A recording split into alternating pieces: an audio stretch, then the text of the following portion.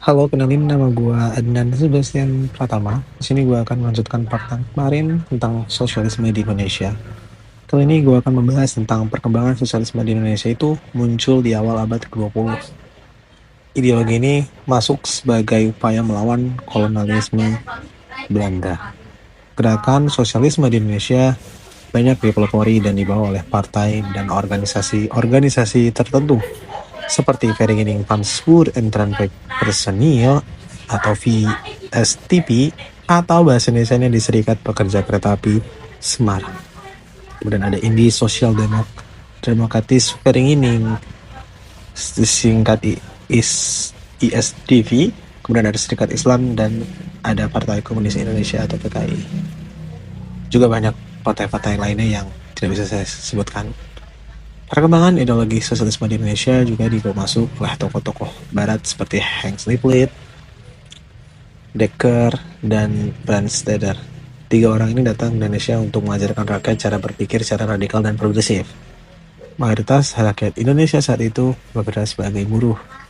Hal ini membawa angin segar bagi para kaum buruh, karena mereka diajarkan pendidikan dan mendapat istilah-istilah baru di tengah tindasan yang sedang mereka alami.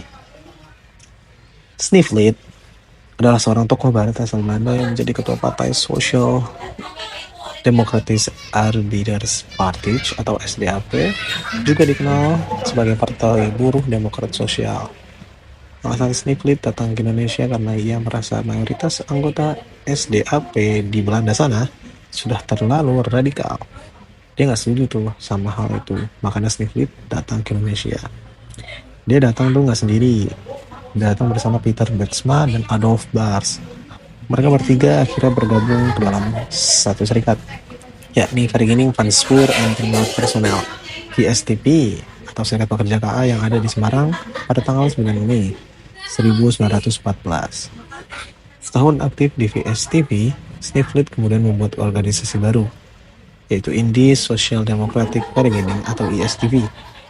Sniflit dan kedua kawannya Adolf Bars dan Peter Bergsma merilis bacaan yang berjudul Hatebreed Word atau Suara Kebebasan sebagai media penyebaran ideologi Marxisme. Dari bacaan inilah bibit-bibit Marxisme masuk ke Indonesia. Bacaan atau majalah ini membuat ideologi sosialis, berfokus pada kelas buruh dan mengkritik pemerintahan kolonial. Melalui bacaan atau majalah ini, ISDV masuk ke dalam organisasi Syarikat Islam atau SI dengan cara menyebarkan majalah dan juga melakukan infiltrasi, yaitu beberapa anggota ISDV masuk menjadi anggota Syarikat Islam.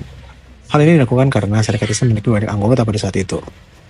Langkah ISDV untuk masuk ke dalam Syarikat Islam menjadi strategi penting dalam menyebarkan paham sosialisme Indonesia. Dengan memanfaatkan jaringan luas Syarikat Islam yang memiliki basis massa kuat, terutama di kalangan pedagang dan kaum buruh, ISDV secara perlahan mempengaruhi ideologi organisasi tersebut. Meskipun Syarikat Islam pada awal berfokus pada perjuangan ekonomi dan keagamaan Islam, hadiran anggota ISDV membuat nuansa baru yang lebih politis. Mereka mulai menyuarakan gagasan perjuangan kelas, menyoroti ketidakadilan yang dialami oleh kaum pekerja akibat sistem kapitalisme yang didukung oleh pemerintahan kolonial Belanda. Seiring berjalannya waktu, ketegangan antara fraksi yang pro-Marxisme dan kelompok moderat dalam Syarikat Islam semakin panas, yang kemudian mengarah pada perpecahan di dalam tubuh organisasi Syarikat Islam. Hal ini terbukti dengan terbentuknya pecahan dari Syarikat Islam, yaitu Syarikat Islam Merah, dipimpin oleh Semaun. Syarikat Islam Merah melakukan tindakan yang jauh revolusioner dan radikal terhadap kolonialisme Belanda, melancarkan pemukulan buruh secara besar-besaran, terutama di sektor perkebunan dan transportasi, serta mengorganisir aksi-aksi protes melawan kebijakan kolonial yang dianggap merugikan kaum pekerja. Di bawah pimpinan Semaun, Syarikat Islam Merah atau dikenal sebagai SI Merah mengambil sikap tegas dalam menantang eksploitasi tenaga kerja oleh perusahaan-perusahaan Belanda. Mereka juga semakin vokal dalam menyuarakan perjuangan untuk menggunakan sistem kolonial melalui metode yang lebih militan seperti revolusi. Langkah-langkah radikal ini mencakup agitasi langsung kepada para buruh, propaganda anti-kapitalis, dan upaya membentuk aliansi dengan organisasi internasional sosialis seperti Komintern. Gerakan ini menjadi bagian penting dalam pembentukan kesadaran kelas pekerja di Indonesia dan mendorong kemunculan gerakan kiri yang lebih terorganisir. Hadirnya sosialisme di Indonesia didasarkan pada gagasan-gagasan Marxisme seperti perjuangan kelas, pendidikan sebagai alat emansipasi, gagasan kolektivisme, dan kerjasama. Kritik pada kapitalisme, pendidikan untuk mengubah kelas sosial, mendorong perorganisasian rakyat. Gagasan-gagasan ini dijadikan dasar dari pembangunan pendidikan dan mempersiapkan perjuangan rakyat. Pada masa ini, hadir juga kaum-kaum progresif yang membangun sekolah rakyat. Sekolah rakyat ini mengajarkan banyak hal seperti kalistung, kesadaran politik, pengajaran nilai sosialisme dan kolektivisme, kritik sosial dan juga kebudayaan dan identitas guna memperkuat solidaritas rakyat. Sekolah ini sangat bermanfaat karena pada saat itu rakyat Indonesia sangatlah tunduk pada raja dan pemerintah setempat.